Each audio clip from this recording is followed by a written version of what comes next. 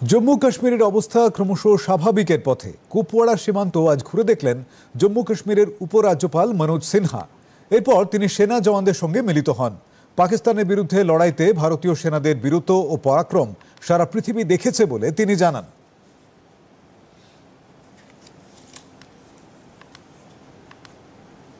पूरी दुनिया ने देखा है भारतीय सेनाओं की बहादुरी को, और तब वो पूरी दुनिया में घूम घूम करके गुहार लगाना शुरू किया उसने। हम युद्ध के समर्थक कभी नहीं है, शांति से जीना चाहते हैं।